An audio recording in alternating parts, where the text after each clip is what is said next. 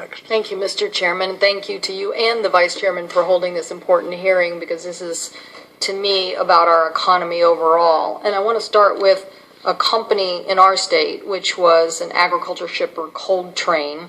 They're located in Quincy, Washington, and they announced that they were suspending their service due to poor BNSF rail performance, decreased on-time reliability, reduction in train services, and nearly doubling in transit times. So from 2013 to 2014, BNSF's on-time shipments dropped to over 90, they went to 90% of on-time to less than 5%.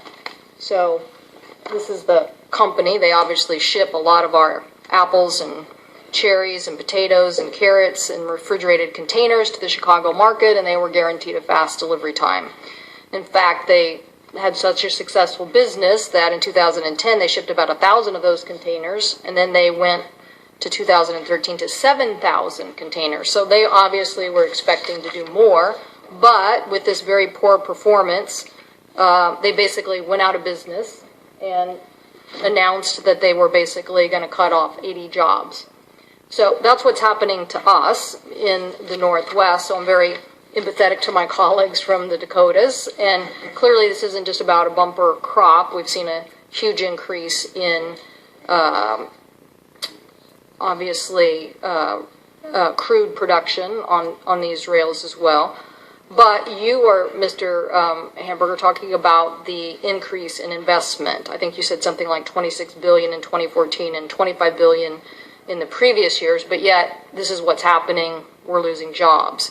So I guess I have a couple of questions for you. First, you are not interested in having, well, I just want to make sure I understand where the railroads are coming. You're certainly not going to make this about price, right? You're not going to try to decrease the volume or pick customers based on price, are you? You're not going to increase the price just to disqualify customers.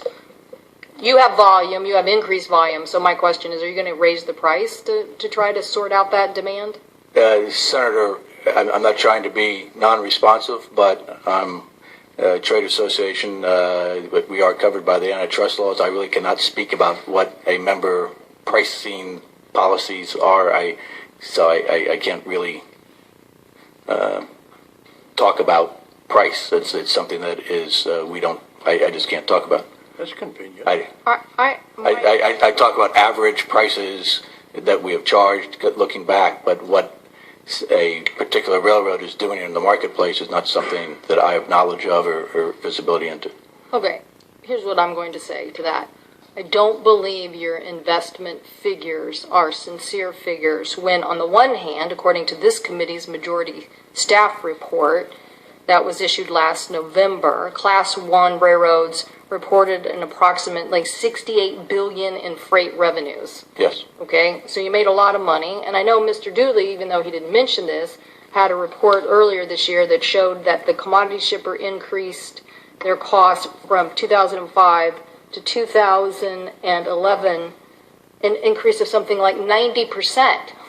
So you're sitting here telling me I just can't invest fast enough. You're making a ton of money, and what's happening is people are losing their jobs and we can't get products to the market on time, and he's paying a ton more money. Yeah. But the bottom line is we're losing jobs and we got product that's not being being delivered in a timely fashion. And the question here is, you're making a lot of money, and we don't see our businesses being protected. So, Mr. Dooley, am I right about that number on the... Yeah, no, you are, and I would just reference, we have no interest in going back to the pre-Stagger Act days when government regulation created a lot of inefficiencies and higher rates in the rail industry. We don't want to see re-regulation. But when you look at the numbers, when you see the increased consolidation in the rail industry, last major consolidation was in 2001.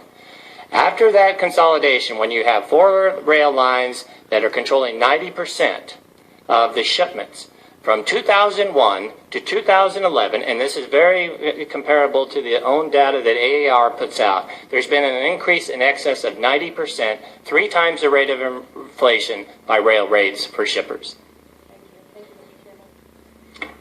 Thank you, Senator Cantwell.